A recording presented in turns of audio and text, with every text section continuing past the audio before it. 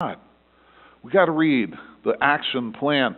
And then we need to participate with the family. The old traditional way of people learning the skills to work alongside their dads, their moms, their uncles, their grandpas. We need to do that in the kingdom of God. And good news, we got ways you can do that. That's right. You may just see it as bulletin, and some of you may see it as a place to keep your gum after it's lost its flavor. There are all sorts of purposes for this. But if you read through this, you're going to see that this is a congregation that is involved in flourishing and in caring. A couple times a week, you can help feed high school kids right next door. You can join a surge group. You can, when you contribute money to this church, you know, he's gone. I hate to talk about him behind his back, but Brad is not a wealthy guy. He has not built a home out in Highland Springs. He does not secretly have some sort of huge power boat anchored on Table Rock Lake, or even better, on some lake in Switzerland. You know, we pay him enough to ride his motorcycle back and forth, and everybody needs a motorcycle.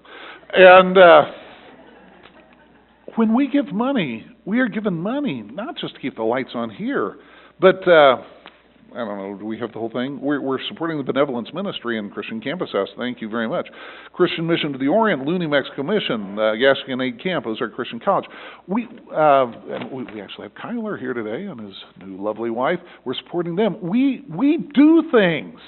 We do things, and you need to be a part of that, and you can become even more a part of that by following along, by getting involved. But you know, sometimes I go to little places and little new food places, and there will be a little sign in the window saying franchises available. Guess what? We are not just called to read the policy manual, participate with the family. We are called to launch out on our own. That's right. It's not just you come here and here's where we do the business. Every one of our homes, every one of our jobs, every place we go in college, everything should be about us carrying out what God has called us to do, this flourishing and this caring in every part of our worlds. I shared a bit from one of my most recent favorite books.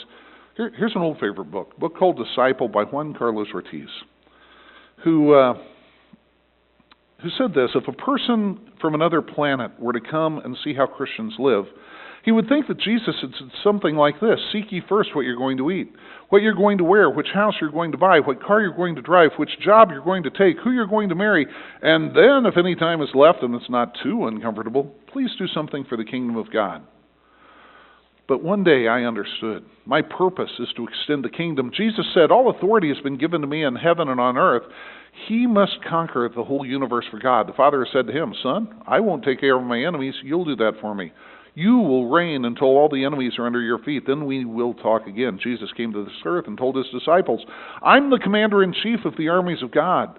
I must conquer the universe for my Father, but to you I give the charge of this planet. You must go into all the world and make disciples everywhere, baptizing them and teaching them to obey all my commandments. Meanwhile, I'll go conquer the other worlds. Goodbye, and do a good job. So inch by inch, I must recover the things that belong to God. To do that, I have to eat. To eat, I have to work.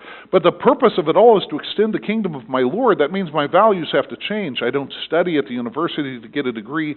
I'm there as a member of Christ's kingdom to do kingdom business. I also happen to get a degree. I don't work at Ford Motor Company to earn my livelihood. I work there because God needs that spot on this earth. He needs one of his soldiers to conquer it for him. And Mr. Ford happens to support my conquest, but my real Lord is Jesus Christ. Or else I should stop using the name, because Jesus asks, why do you call me Lord, Lord, and not do the things I asked you to do? So think of your best friend, maybe your best non-believing friend. And if you gave them a pop quiz, what do you think my life is about? What do you think my deep core business is? What do you think they'd tell you? Would they say, you keep your car really clean? Do they say, you work really hard at your job? Do you think they'd say, well, it looks like you're going to have a happy retirement? Do they say, well, from what I can tell, it's all about your family? What do they say? When somebody sees a McDonald's sign, they know what that's about. Perhaps we need to be a little more overt about our flourishing. Perhaps we need to be a little more overt about our caring. Perhaps we need to not just do those things, but to tell people why. When we do that, we are really, truly going to be taking care of business. We got a song that's going to invite you to do that. Some of you have been in the business a long time, but maybe like BSA or maybe like Nokia, getting a little off track, doing something that you weren't necessarily intended to do. But maybe some of you here have never gotten in on the family business. And I got to tell you, business is good. I mean, it's not just good. People aren't just being impacted for the gospel.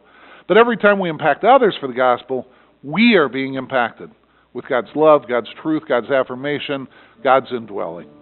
We're going to stand. We're going to sing. If you need to make a new choice about taking care of business, come on down.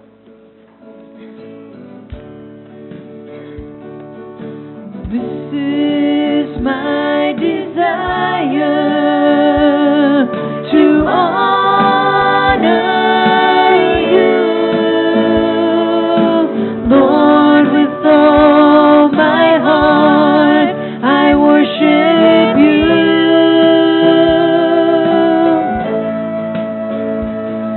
and all I have within me I give.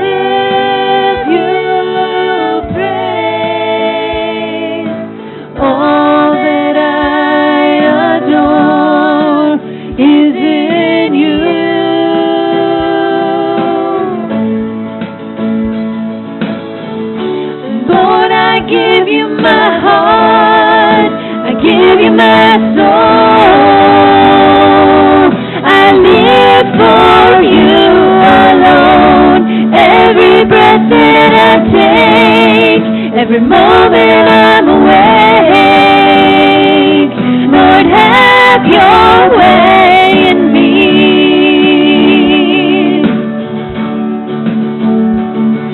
And this is my desire to honor you, Lord, with all my heart I worship you,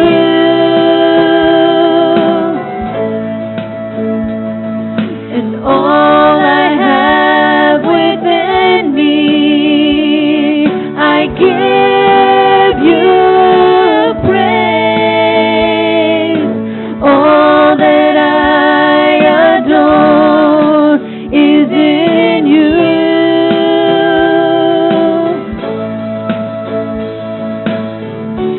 Lord, I give you my heart, I give you my soul.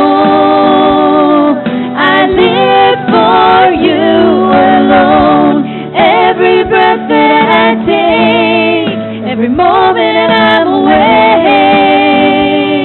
Lord, have your way in me. Lord, I give you my heart, I give you my soul.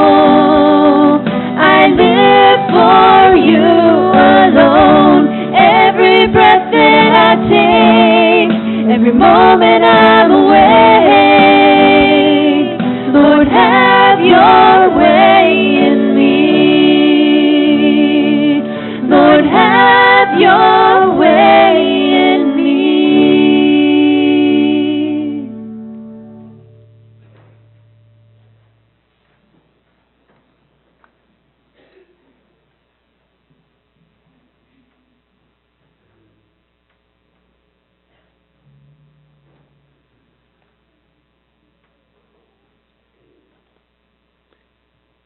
Familiar passage in the New Testament about communion is in 1 Corinthians 11th chapter, verses 23 through 31.